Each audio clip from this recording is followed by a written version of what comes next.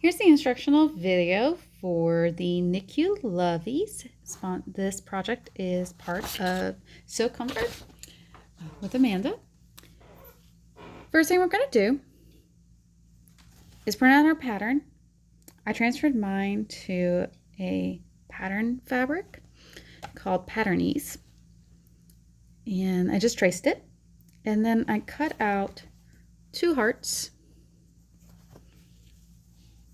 and red because they asked for gender neutral and I figured red was good for everybody. I put my right sides together and then I cut them with a pair of scissors.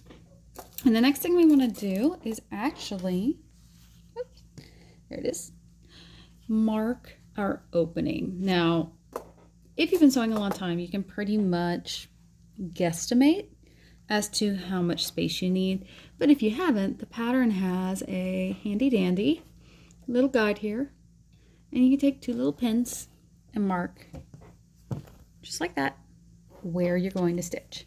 So then we remove our pattern and we get to sewing.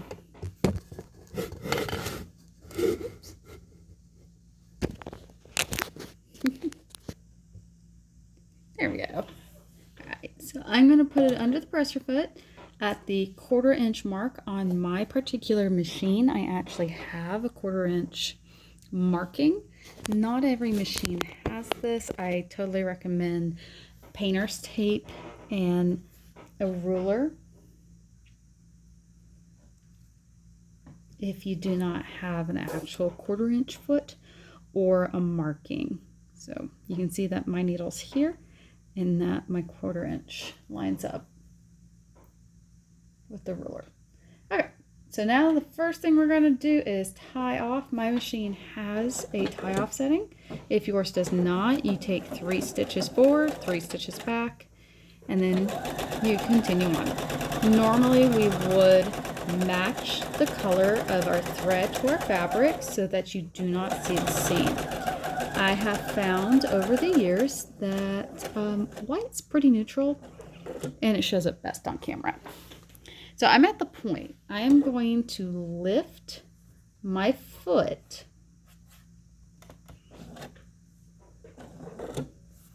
and pivot. And then I'm going to go around the curve. Curves are just, you just move incrementally and make very gentle turning motions. And then you come out onto the straightaway. When you get to the straightaway, to the point, a 1/4 inch from the point, again, lift your foot, pivot, and come to your pin. Now, do not run over your pin. It is okay if you're a little off on your tie off, but go ahead and tie your project. My machine, of course, has that automatic cutter. If you don't have one, just use a pair of scissors. I love these little snips that I got at one of my local fabric stores. It's just a little pair of embroidery scissors. So the next thing we do is we turn our project.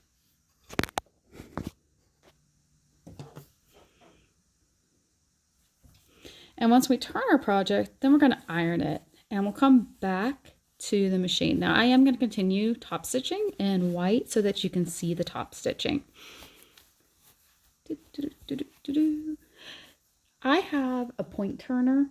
This is something that Dritz makes, and you can get it at Joann Fabrics or pretty much any local fabric store. These are absolutely wonderful for coming into the point of this heart over here. Boop. Just like that. And pushing out the point. Now you do have to be careful if you're using cozy flannel from Joann's. It is kind of thin, so it is possible to push that point through the fabric. So just be very careful that you don't do that. Okay, and we're going to pull out all our edges. Just like a pillow, you want to pull out all those edges and smooth our corners. And then we take it over to the iron. All right, here we are at the ironing board. I have pushed out all of my edges and I have pushed under the raw opening. And I'm just going to take my iron and gently run it and press along the entire project. Yep. You can do both sides or you can do one. It is totally up to you and how well your iron did. All right, now that we're back at the sewing machine, I have aligned my needle at 1/8. On my machine, it's actually on the foot. It's this little red line. So I'm going to start my top stitching, tie it off, and you'll see my openings right here. I'm actually going to close it with the top stitching.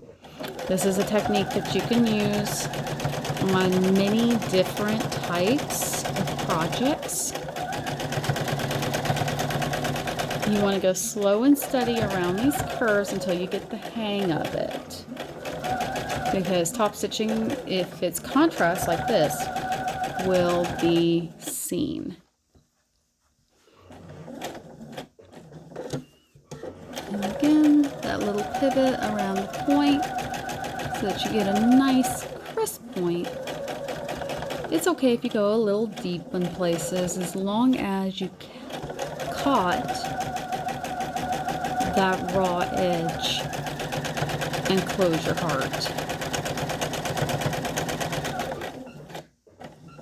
This keeps your project from coming apart in the wash and keeps it nice and flat. And there you have it. Trim off the threads.